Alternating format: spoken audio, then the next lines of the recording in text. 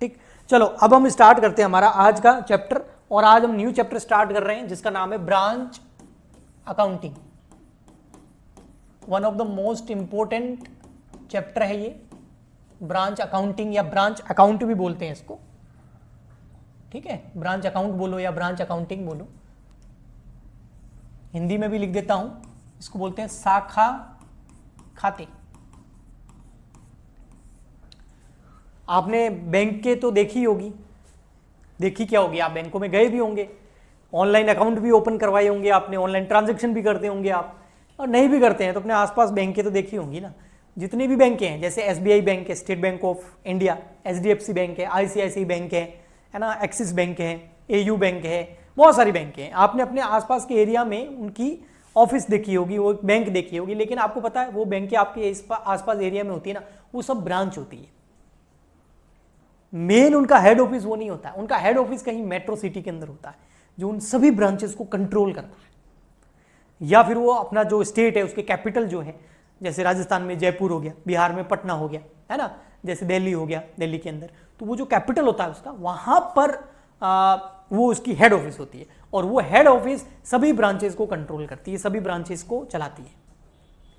तो जो आपके एरिया के आसपास कहीं बैंक है वो क्या है, ब्रांच है, आपकी मेन बैंक की ब्रांच है।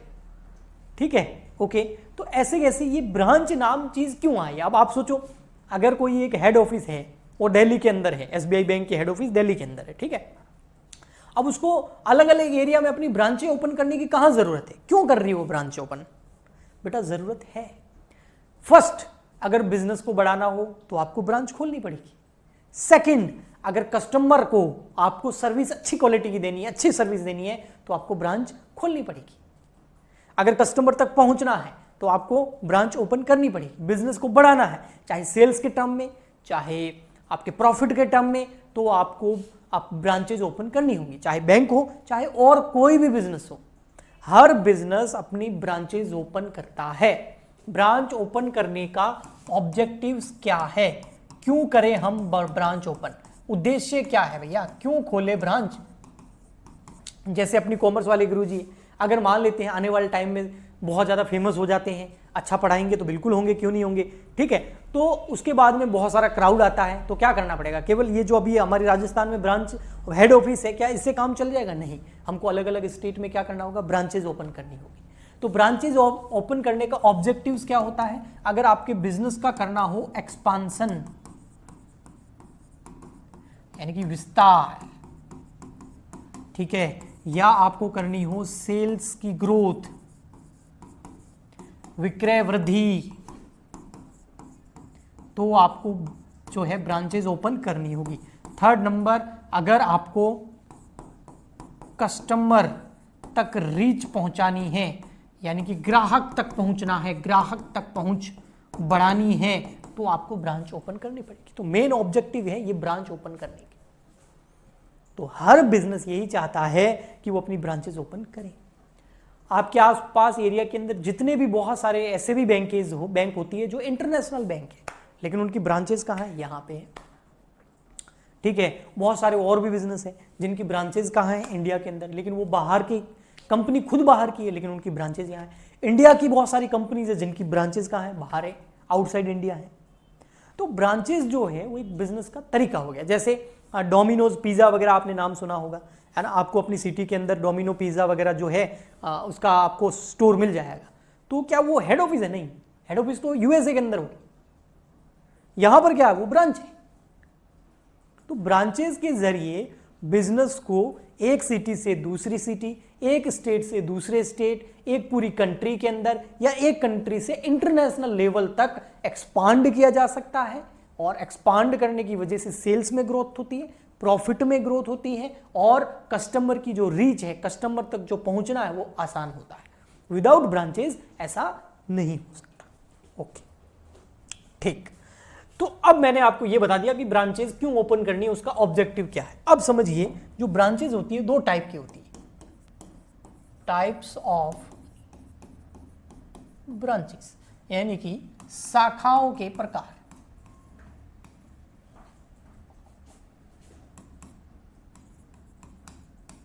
के प्रकार या उसका वर्गीकरण। टाइप्स बोल सकते हो, आप चाहो तो क्लासिफिकेशन भी बोल सकते हो। क्लासिफिकेशन यानी वर्गीकरण। तो ब्रांचेस के टाइप्स की बात करें तो मोटा मोटी दो तरह की ब्रांचेस होती है। एक होती है domestic branch, domestic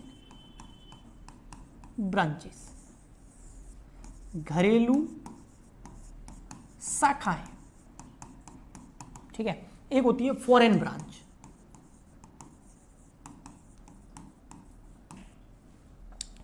foreign branches मतलब विदेशी शाखाएं। ये शाखाएं पता क्या, ब्रांच क्या है, जैसे ये पेड़ होता है ना, हाँ, जैसे ये पेड़ है, ये क्या है, ये पेड़ का हेड ऑफिस है, ठीक है। और ये सब क्या है, पेड़ की ये ब्रांचेस है। और पेड़ की जितनी ब्रांचेस ज़्यादा होगी उतना ही क्या होगा, ये फैलेगा और उतने ही फ्रूट्स देगा अपने कस्टमर को, और उतना ही इसका एक्सपांसन होगा, उतने ही इससे सीड्स निकलेंगे, और वो सीड निकले की वजह से और बहुत सारे पेड़ उगेंगे। तो इस वजह से इसका नाम ब्रांचेस दिया गया है। अब यहां पर मैंने बताया बेटा आपको कि जो ये ब्रांचेस होती है ये दो टाइप की होती है। अब नाम से आपने देख लिया होगा, एक है डोमेस्टिक यानी कि घरेलू, जैसे ये इंडिया है, वैसे इंडिया का मैप अलग होता है, लेकिन ये इंडिया है तो इंडिया के अंदर ही, इंडिया के हर स्टेट में आपने ब्रांचेस खोल दी। और एक होती है फॉरेन ब्रांच। फॉरेन ब्रांच में क्या, ये तो इंडिया है और आपने इंडिया के आउटसाइड फॉरेन में कोई ब्रांचेस ओपन कर ली, तो ये हो गया इंडिया के इनसाइड और ये हो गया आउटसाइड, तो वो फॉरेन ब्रांच होगी। जैसे टाटा कंपनी है, ठीक है, तो टाटा की बहुत सारी ब्रांचेस जो है आउटसाइड इंडिया भी है ना, तो वो क्या हो गई, सारी उसकी इंटरनेशनल ब्रांचेस हो गई, यानी कि फॉरेन ब्रांचेस हो गई, यानी कि विदेशी शाखाएं हो गई। और इंडिया में अगर उसकी ब्रांचेस है, जैसे टाटा मोटर्स की जो भी है, तो वो सारी कौन सी हो गई, वो हो गई आपकी डोमेस्टिक ब्रांचेस। तो इसको ये दो नंबर हो गए, ये हो गया फर्स्ट नंबर, ये हो गया सेकंड नंबर। अब फर्स्ट नंबर आज हम स्टार्ट कर रहे हैं, सेकंड नंबर हम बाद में करेंगे। तो फर्स्ट नंबर क्या है, डोमेस्टिक ब्रांचेस। अब डोमेस्टिक ब्रांचेस के अंदर क्या है, फर्स्ट नंबर हमारा डोमेस्टिक ब्रांचेस, यानी कि जो घरेलू शाखाएं हैं, हाँ, वो भी दो तरह की होती है। क्या आप बात कर रहे हो सर, हाँ बिल्कुल, ये भी दो तरह की होती है। और ये दो तरह की कौन कौन सी होती है, एक होती है कंट्रोल्ड ब्रांच, कंट्रोल्ड, कंट्रोल उदय सिटी कंट्रोल, वेलकम मूवी तो देखी होगी ना, कंट्रोल करता रहता है ना बार बार, वही कंट्रोल्ड ब्रांच। क्या यार, कंट्रोल्ड ब्रांच। और एक होती है इंडिपेंडेंट ब्रांच। कौन सी होती है, इंडिपेंडेंट। इंडिपेंडेंट मतलब हो गया आपका एक तरीके से स्वतंत्र, इंडिपेंडेंट।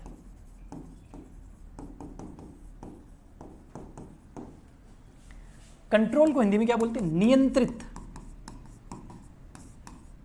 शाखाएं, और ये क्या है, स्वतंत्र शाखाएं।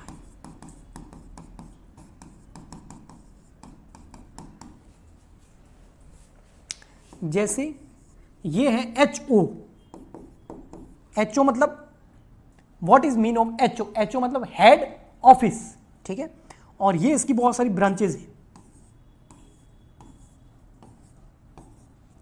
ठीक है, अलग अलग सिटी के अंदर, अलग अलग स्टेट के अंदर ये ब्रांचेज है। ये हेड ऑफिस है, ये इसकी branch, branch 1, branch 2, branch 3, branch 4, branch 5, branch 6, branch 7।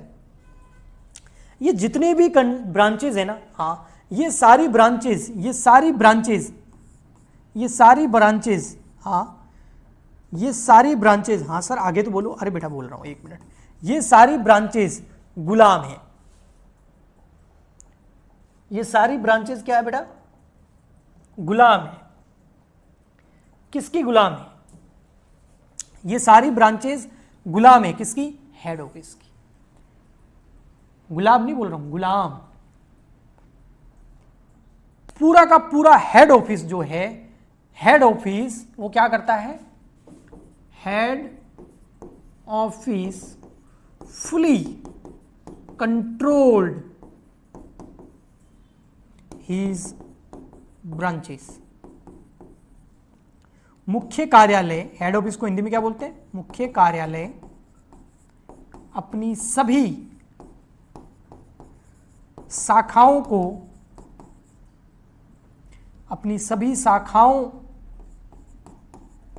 को पूर्णतया नियंत्रित करता है।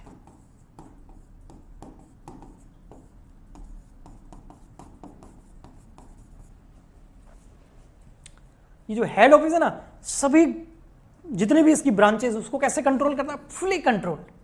यानी कि बिना हेड ऑफिस की परमिशन के कोई ब्रांच सांस तक नहीं ले सकती। अब ब्रांचें वैसे सांस नहीं लेती, मतलब कोई एक्टिविटी नहीं कर सकती। कुछ पेरेंट्स होते हैं ना, अपने बच्चों को फुली कंट्रोल करके रखते हैं। कुछ बीवियां अपने पति को फुली कंट्रोल करके करती है। कुछ पति अपने बीवियों को फुली कंट्रोल करके, उनको बिल्कुल भी फ्रीडम नहीं देते, है ना। तो फुली कंट्रोल्ड, पूरा नियंत्रण, उसके बिना कुछ भी नहीं हो सकता, बिना परमिशन की। हर चीज में परमिशन। कुछ स्कूल्स के अंदर प्रिंसिपल होते हैं, आपने देखे होंगे, स्टाफ को, बच्चों को फुली कंट्रोल करके रखते हैं, बिना उसकी परमिशन के पत्ता तक नहीं हिल सकता। Fully control, fully control branch, इसको बोलते हैं कंट्रोल ब्रांच। यानी अब यहां पर बिजनेस के पॉइंट ऑफ व्यू से सोचें तो कोई भी ब्रांच, ये जितनी भी ब्रांचेज हैं, ये कोई भी ब्रांच बिना हेड ऑफिस की परमिशन के ना तो गुड्स को सेल कर सकती है, ना उसकी बिना परमिशन से किसी और से गुड्स परचेज कर सकती है, ना कोई ट्रांजैक्शन कर सकती है, ना कोई खर्चा कर सकती है। कुछ भी करना है हेड ऑफिस से पूछना पड़ेगा। और हेड ऑफिस क्या करता है? पहले से ही बता देता है कि भाई तुमको हम गुड्स भेजेंगे, उसकी रेट हम पहले से डिसाइड कर देंगे, तुमको आगे गुड्स कैश में सेल करना है, उधार में नहीं करना है। अगर उधार करोगे तो हमसे पूछना पड़ेगा, और उसके बाद में जो भी तुम्हारे पास पैसा आता है वो हमें दे देना।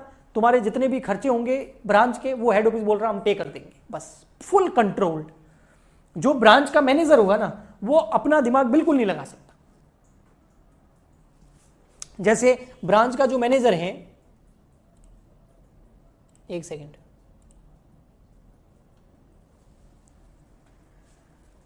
हाँ, मतलब उतना ही कर सकता है जितना, ऐसा नहीं है कि कर नहीं सकता, कर सकता है, लेकिन कितना? जितनी परमिशन हेड ऑफिस देगा, केवल उतने काम कर। हेड ऑफिस बोलता है भाई ये कर सकते हो। केवल बैंकों का एग्जांपल नहीं, हर बिजनेस के अंदर अगर हेड ऑफिस और ब्रांच का रिलेशन और कंट्रोल ब्रांच है, तो हेड ऑफिस जो जो परमिशन देगा वो कर सकते हैं, और हेड ऑफिस अगर कुछ परमिशन नहीं देगा तो वो काम नहीं कर सकते। जैसे किसी हेड ऑफिस ने परमिशन दे दी कि भैया आप जो है कैश में सेल करोगे, क्रेडिट में नहीं कर सकते, तो नहीं कर सकता। तो जो उन्होंने बोला है केवल वो करना है, जो बोला ही नहीं है वो नहीं करना है, और अगर कर रहे हो तो पहले पूछना पड़ेगा। जैसे एक कोई बिजनेस है और वो ब्रांच है, मैं ब्रांच मैनेजर हूं, अब मैं सोच रहा हूं यार इस बार सेल हो नहीं रही है, क्यों ना 10% 20% का डिस्काउंट दे दूं और ताकि सेल हो जाए अच्छी खासी। तो मुझे हेड ऑफिस से पूछना पड़ेगा, मैं बिना उसके पूछे डिस्काउंट नहीं दे सकता। चाहे बिजनेस को फायदा ही क्यों ना हो, हेड ऑफिस पूरा का पूरा उस ब्रांच को कंट्रोल करती है, कंट्रोल ब्रांच। यहां पर बेटा क्या है, इसका बिल्कुल उल्टा है, स्वतंत्र इंडिपेंडेंट ब्रांच। हेड ऑफिस बहुत ज्यादा कंट्रोल नहीं करती, हेड ऑफिस पूरा का पूरा स्वतंत्र कर देती है अपनी ब्रांचेस को। ये हेड ऑफिस है और इसकी जो भी ब्रांचेज है, वो क्या होती है? इंडिपेंडेंट होती है। जो हेड ऑफिस होती है उन पे इतना कंट्रोल नहीं करती है, उनको कुछ स्वतंत्रता देती है। इसका मतलब ये नहीं कि पूरा ही स्वतंत्र कर दिया, नहीं, हिसाब किताब तो हेड ऑफिस को देना पड़ेगा, लेकिन उनकी जो डे टू डे बिजनेस है ना, उसमें जाके इंटरफेयर नहीं करना। कुछ होता है ना, हमको भी लगता है ऐसे कि यार कोई बंदा जो है हमारी पर्सनल लाइफ के अंदर, डे टू डे लाइफ में इंटरफेयर कर रहा था, हम उसको बोल देते हैं भाई क्या है तेरा काम कर, इतना भी अंदर मत घुस भाई। तो यहां per day to day life के अंदर इंटरफेयर हो गया, यहां पर ऐसा नहीं है। यहां पर बस करो, बिजनेस करो दबा के, अपने हिसाब से ब्रांच मैनेजर को बोल दिया जाता है भाई उधार बेच, कैश बेच, डिस्काउंट दे, जो करना है कर, बिजनेस बढ़ा। एंड में आना 5-6 महीने बाद में हिसाब किताब दे देना, तब बैठ के बात करेंगे, तब तक धंधा कर जाके। ओके, अब यहां पर जैसे डोमेस्टिक ब्रांच के अंदर ये है ए नंबर कंट्रोल ब्रांच और बी है इंडिपेंडेंट ब्रांच। अब हम जो इस चैप्टर को आगे बढ़ाएंगे उसमें हम सबसे पहले कंट्रोल ब्रांच को करेंगे, और इसके ही कंट्रोल ब्रांच के ही क्वेश्चन एग्जाम में सबसे ज्यादा आते हैं और ये बहुत इंपॉर्टेंट है और इसके मेथड्स भी एग्जाम में पूछे जाते हैं। गायब हो जाओगे तो कहां से आएगा। चलो अब आता है हमारा कौन सा, कंट्रोल ब्रांच।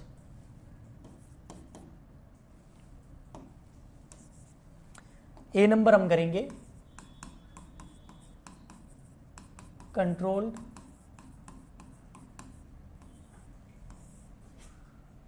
नियंत्रित शाखाएं।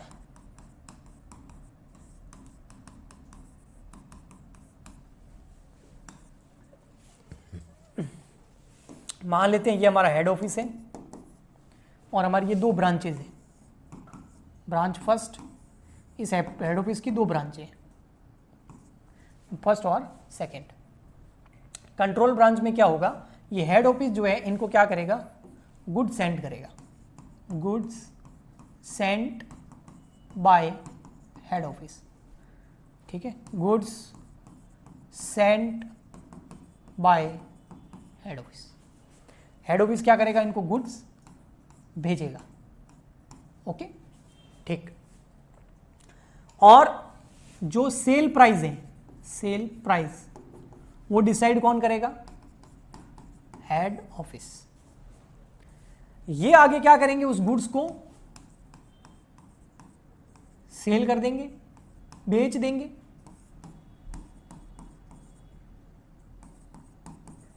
किसको, कस्टमर्स को।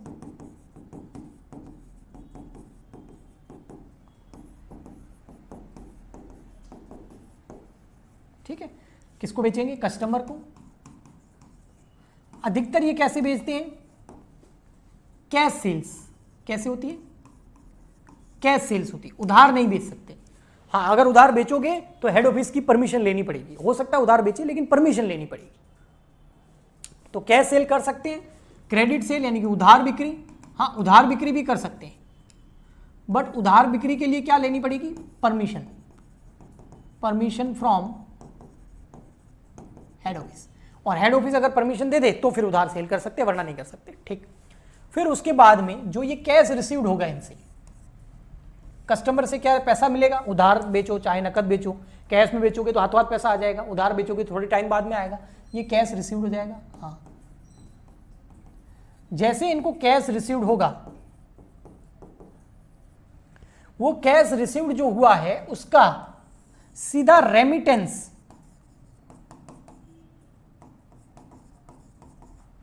उस कैश का सीधा रेमिटेंस यानी कि वो कैश भेज दिया जाएगा किसको, हेड ऑफिस को। ये सीधा कैश का जो रेमिटेंस है वो किसको होगा, हेड ऑफिस को होगा, remittance of cash.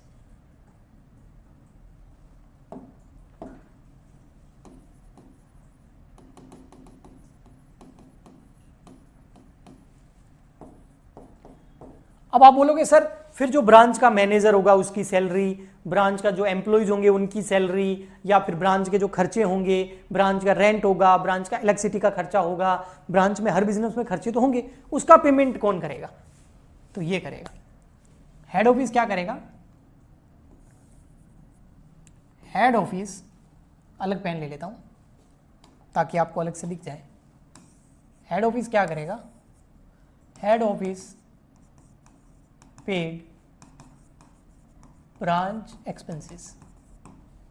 Head office क्या करेगा, पे करेगा ब्रांच के खर्चों का, या branch expenses payment made by head office. Head office क्या करेगा, ब्रांच के खर्चों का एक्सपेंसेस पे करेगा। तो ये पूरा मामला है, सिंपल है।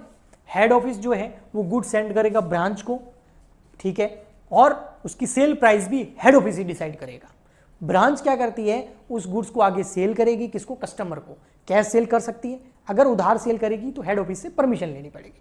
और उसके बाद में जब कस्टमर से पैसा आएगा, उस पैसे को पूरा का पूरा, उसमें से 1 रुपया भी नहीं काटेगी अपने खर्चों का, पूरा का पूरा पैसा हेड ऑफिस को रेमिटेंस कर दिया जाएगा, ट्रांसफर कर दिया जाएगा।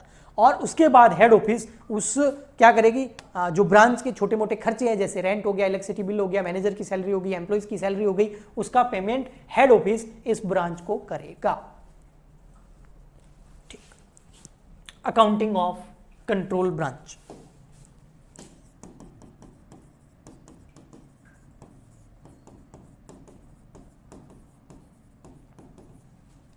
अकाउंटिंग कैसे करनी है कंट्रोल ब्रांच में, तो किसकी बुक्स में कर रहे हो? अकाउंटिंग किसकी बुक्स में कर रहे हो? हेड ऑफिस की बुक्स की बात कर रहे हो या फिर ब्रांच की बुक्स की बात कर रहे हो? इन द बुक्स ऑफ ब्रांच की बुक्स की बात कर रहे हो या इन the books of head office की बुक्स की बात कर रहे हो? किसकी बात किसकी कर रहे हो भैया, आप बताओ तो सही। भैया अगर हम ब्रांच की बुक्स की बात करें तो ये क्या क्या करेगा? एक तो बनाएगा कैश टेबल,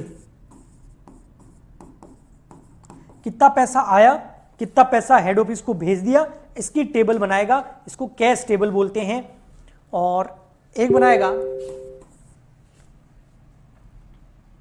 आपके branch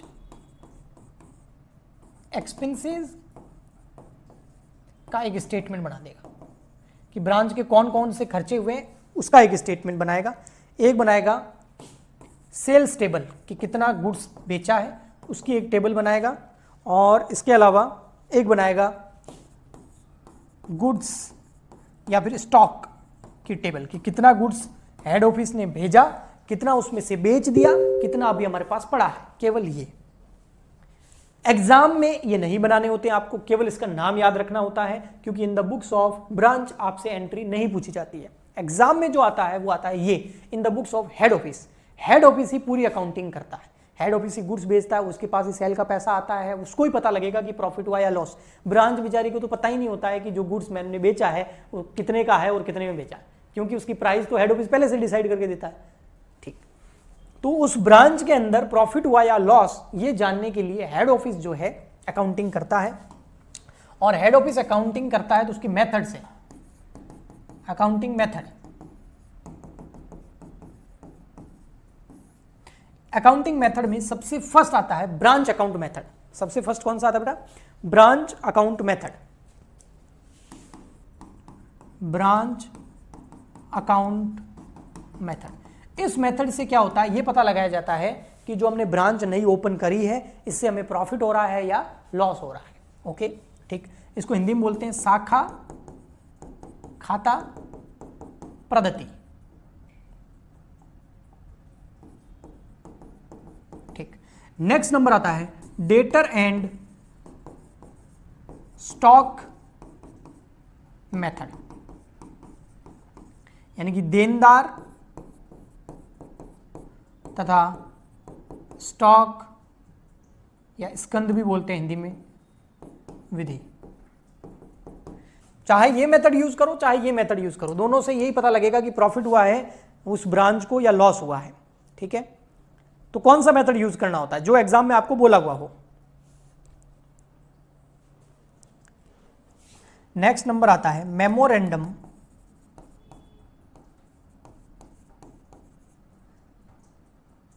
memorandum branch trading and PNL account method. हाँ, मेमोरेंडम ब्रांच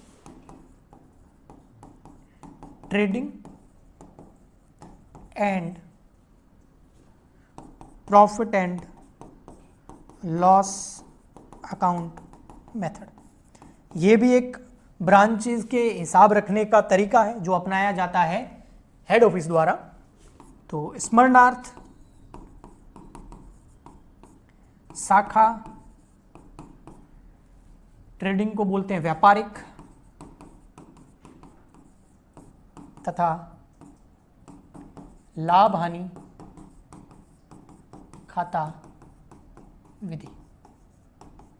ठीक है, last and final fourth number वो है आपका distinction between wholesale and retail profit method. Distinction between wholesale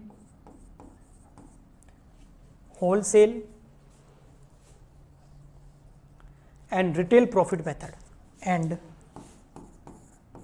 retail profit method। यानी कि एक तो होता है फुटकर व्यापारी, होलसेल को बोलते हैं रिटेल को बोलते हैं फुटकर, और होलसेल को बोलते हैं थोक। तो थोक तथा फुटकर लाभ को ज्ञात करने की पृथक विधि। तो ये 4 मेथड है। अब आप बोलोगे सर चारों में से हमें कौन सा करना है? जो क्वेश्चन बोले, अधिकतर किसके क्वेश्चन आते हैं? इसके, उसके बाद इसके, फिर इसके, बहुत कम चांस किसके हैं? इसके। तो जिस तरीके से सीरीज है, बहुत ज़्यादा 90% चांस है, 80% चांस है कि इसका आएगा, 20% चांस है इसका आएगा, 5% चांस है इसका आएगा, 1% चांस है इसका आएगा। लेकिन आपको आने तो सारे चाहिए। इसके सबसे ज़्यादा क्वेश्चन करेंगे, फिर कुछ क्वेश्चन इसके करेंगे, कुछ इसके करेंगे, एक क्वेश्चन इसका करेंगे, कंप्लीट कर देंगे। तो ये जो मेथड है ये कौन अपनाता है? Head office.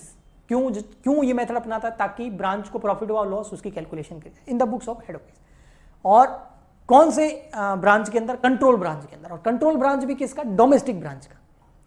मेन अगर आप इस चैप्टर को देखें ना, तो सबसे पहले मैंने बताया 2 तरह की ब्रांचेज होती है, डोमेस्टिक और इंटरनेशनल। मैंने इंटरनेशनल को साइड में रख दिया और डोमेस्टिक और फॉरेन, ठीक है। तो फॉरेन को मैंने साइड में रख दिया, डोमेस्टिक ब्रांच को ले लिया। डोमेस्टिक के अंदर 2 है, कंट्रोल और इंडिपेंडेंट। मैंने इंडिपेंडेंट को साइड ले लिया और कंट्रोल लिया।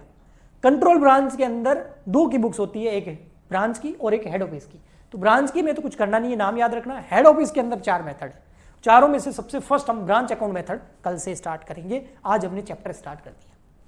बोलो जी, ये पीडीएफ में आपको भेज दूंगा। कल ब्रांच अकाउंट मेथड स्टार्ट कर देंगे, इसका एक क्वेश्चन करा दूंगा और इसकी एंट्रीज करा दूंगा और इसका एक अकाउंट बनवा दूंगा मैं आपको।